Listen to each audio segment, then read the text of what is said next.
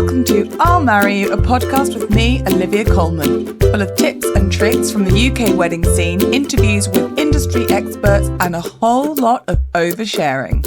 I was just about to sing Guess Who's Back again, but I think I did that last season. If you're listening to this but not watching it, you can't tell what I'm wearing, but I'm wearing a sort of athleisure cord, which is basically all I wear these days, mum life. But this one's all red and I feel a little bit like I look like a used tampon. So that's the level of chat we're going with. Nothing's changed, guys. Nothing's changed. Welcome back to the I'll Marry You podcast with me, Olivia Coleman. I'm a little under the weather, so quite breathy, you know. Tight chest, a little bit of a cold. It's the season, isn't it? It's the season. The kids have gone back to school and it's just bug after bug after bug. It's a bug's life. It's a bug's life. So it's just constant, really, isn't it? So if I didn't record because I had sniffles, darling, I'd never bloody record. Do you know what I mean? So I'm just going to embrace it. I've just done a really good blow of my nose. And so hopefully I don't sound too congested. I'm nervous because I haven't done a recording for a while, but I'm really excited and I'm really pleased to be back because now wedding season is basically over. I have a few more ceremonies in the next 3 weeks. And then I've only got one in December, the rest of the year. And then sort of the admin comes in and then we start again next April time. So the wedding season, actual weddings has calmed down and we're just making our way slowly into the admin situation. So I have time on my hands and I offloaded the baby, didn't I? The baby, my emotional target. That's a Schitt's Creek reference. Get used to that because I'm rewatching it for the 4th time. I've offloaded her with a childminder and I actually had guilt about it, which I never ever had with Lola, but I had guilt with Penelope. I think it's because I know she's my last. James is going to get the snip. Too much info? Oh well, you've got it. And so I have time on my hands. So hopefully I can get the ball rolling and we can start recording more frequently and then we can get the season out and you can enjoy it because the few of you that listen have been messaging me, asking me when I'm coming back and telling me that you miss me, which is just so lovely. And I'm sorry again about last season. I really feel like it was a bit of a half-assed act, even though we had some incredible interviews on there. Like I said there and then, I over-egged the pudding, didn't I? I overestimated my reach. And I thought that it would be easy to record a podcast with a newborn baby, but it wasn't. And they make noise. She makes even more noise now that she's 9.5 months. And Drew, producer Drew, he had a new baby and it was just all too much. We couldn't do it all. We had too many plates spinning, too many pans on the fire, too many eggs in the basket. I don't know if that works. So hopefully now we're back in gear. We're back with you and we've got so much to go into this season. I'm really excited about it. We've already recorded one interview. I'm not going to tell you anyone who's on the list because it's pretty exciting. And I don't know why it is, but for some reason, people are sliding into my DMs. People are coming to me and asking to be interviewed, which is absolutely fantastic. It also means I don't have to look for other people because that's effort, that's work, isn't it? And you know me, I liked part-time work part-time. So we've got some incredible people coming up and I'm really, really excited about it. And not just sort of the fact that they are at the top of their game in the industry, but they're just really interesting, inspiring people. So hopefully you can enjoy all of that that's coming. Also, we are sort of developing and evolving with our VT videotape. Producer Drew's got a fancy new cameras and he's got a fancy new lens. So we're going to do some recordings on site when we have venue visits and venue interviews. We're going to actually go to the venue and maybe have a little walk around.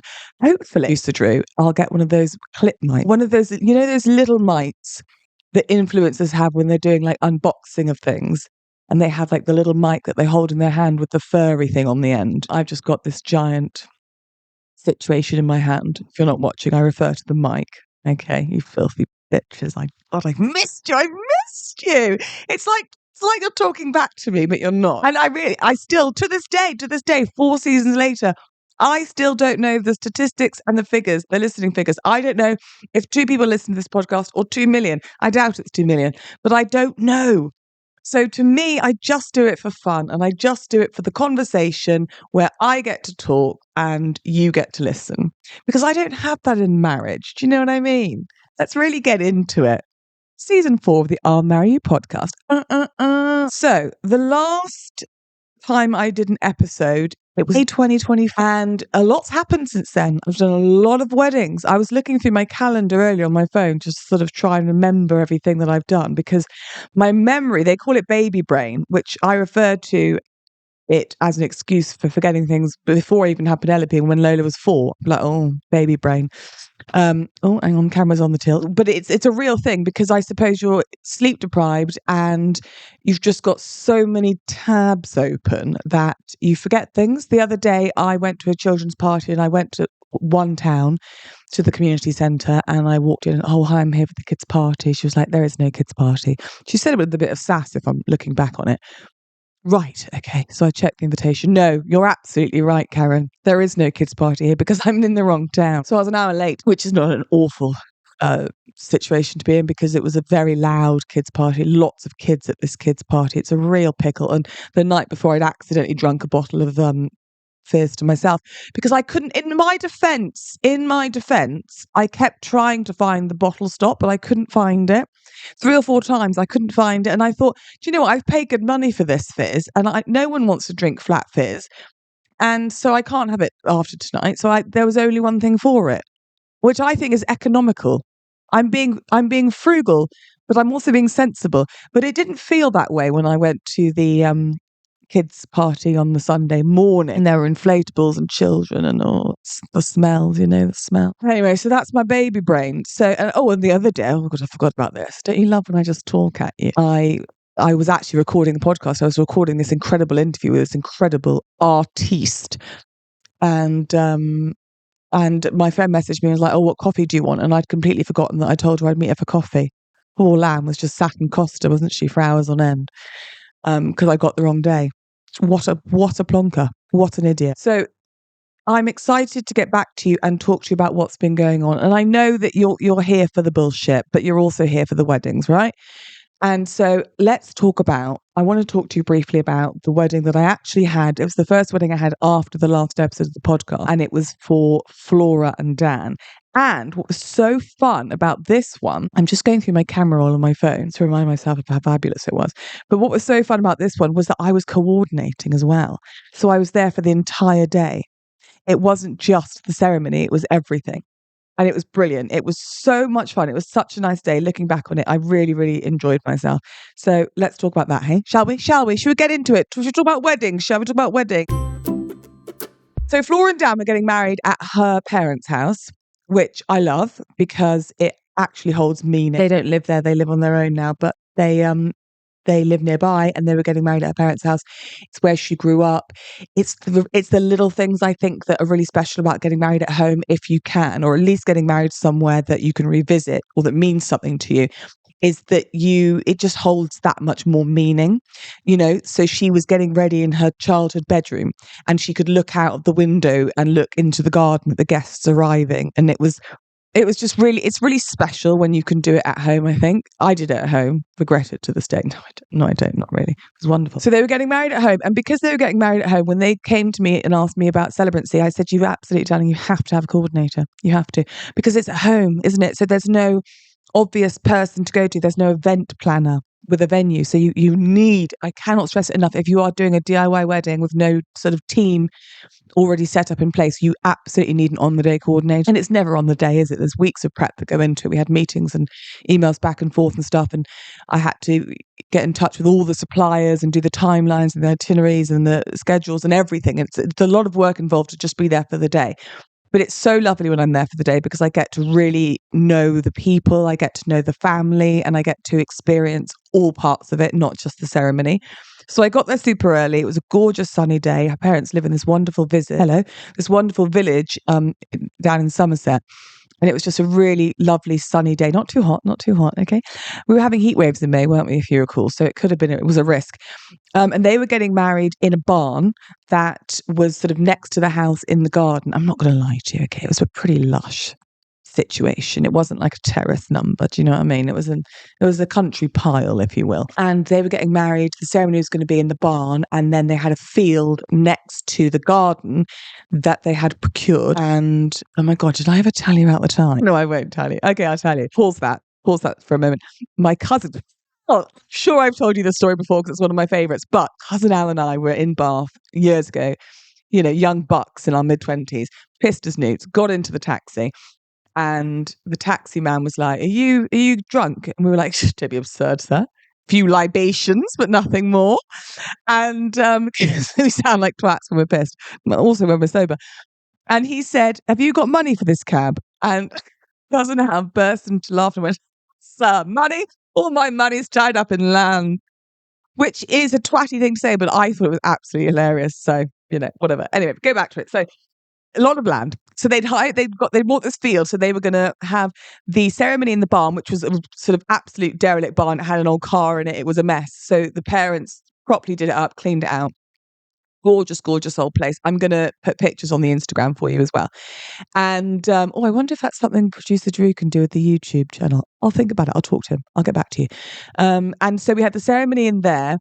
And then the idea was that you would go into sort of through the ceremony. There were doors either side of the barn. So you go through into the one door, ceremony space, out through the other, into this gorgeous garden, a drinks reception, canapes, through over a little bridge that they'd built over a little stream into this field where the marquee was set up.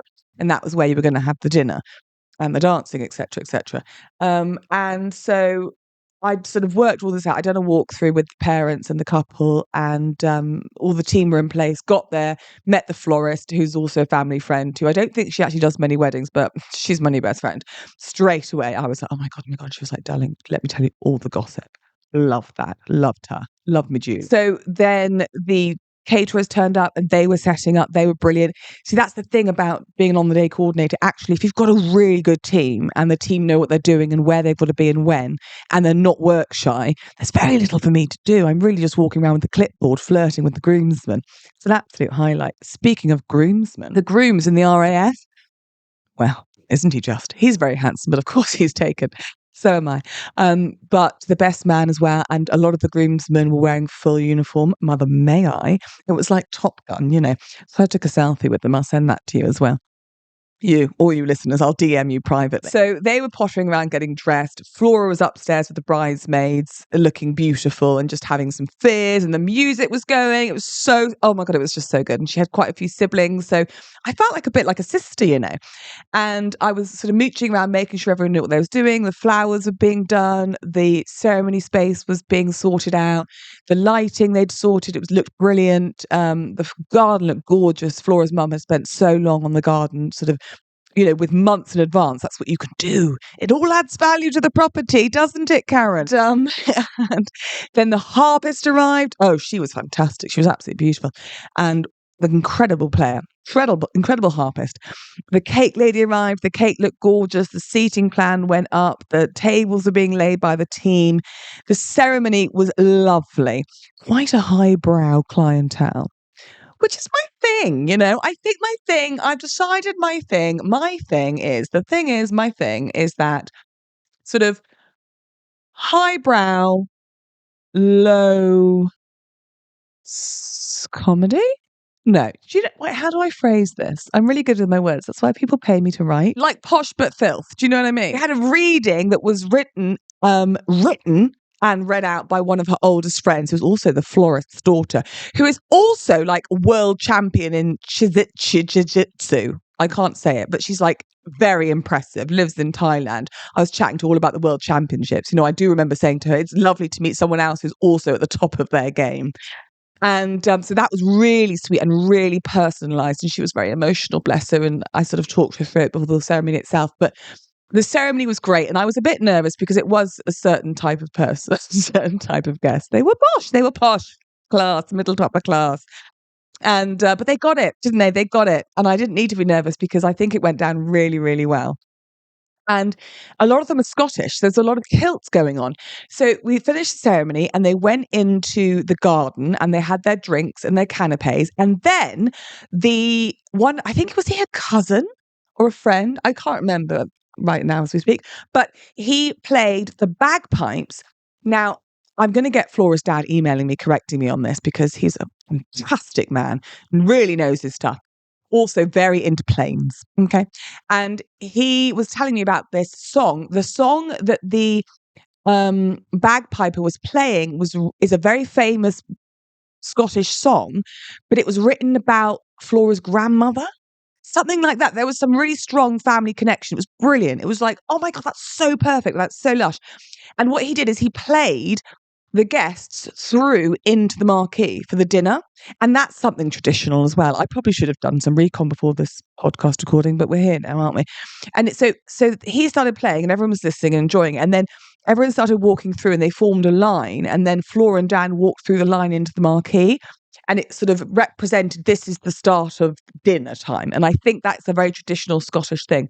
It was fantastic. It was so joyful. And everyone got into the spirit of it. And then they went through and had dinner, which was delicious. Oh my God. They gave us, I'll tag the caterers. I can't remember what they're called off the top of my head, but it was so, so good.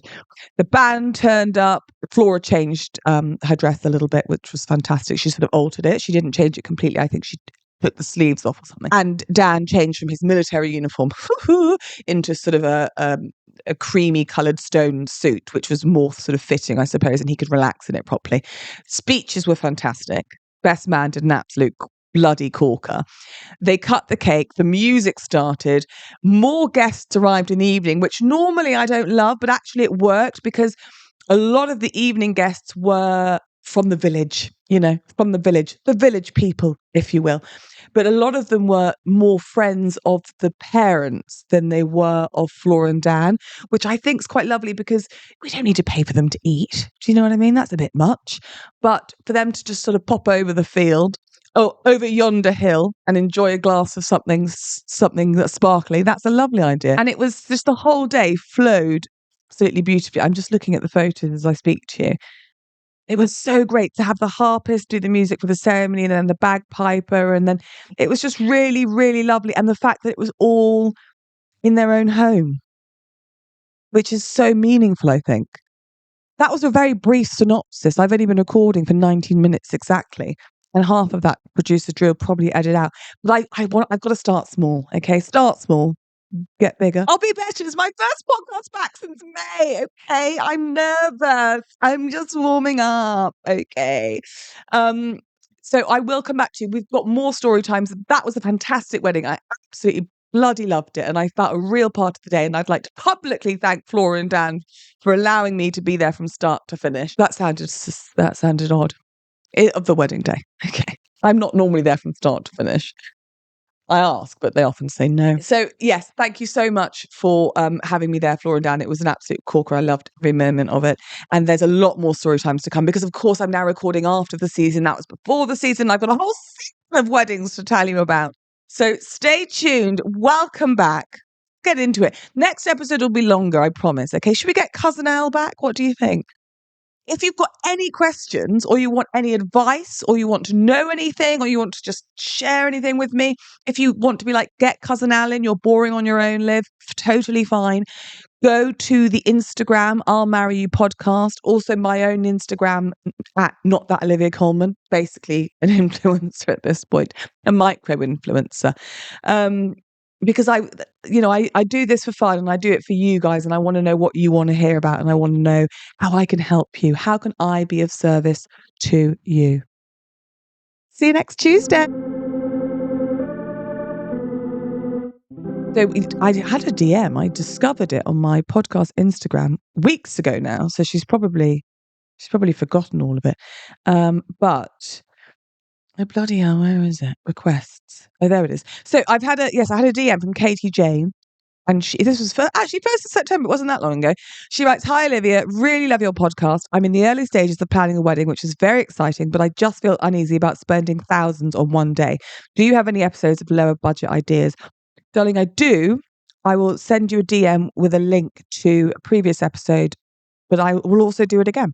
I'll do another episode this season about how to budget. Very tricky because weddings, much like skiing holidays, can't really do them cheaply. But there are ways around it. I think the most important thing, if I can sort of give you any advice now, straight off the bat, the most important thing to understand is that you cannot spend money on everything. You have to prioritize where the money goes. Also, it's not romantic, but I do say it is price per head. So you're going to be able to afford a lot more if you have less guests than if you want all the people and that's what's important to you. Fish and chips. But I promise you, sweetheart, I'll come back with you with more help. And don't forget, yes, message me, because then we can get you onto the RSVP section. Thank you so much for listening. It really does mean the world. If you find this podcast even remotely helpful or moderately entertaining, share with all your friends and family. You can DM me any questions, queries, if you want to share any stories on the podcast Instagram at I'll Marry You Podcast. Get in touch. I want to hear all your tall tales. See you soon. I'll Marry You is a podcast by Olivia Coleman. The music is Mr. Sunnyface by Wayne Jones, and the show is produced and edited by Drew Toynbee.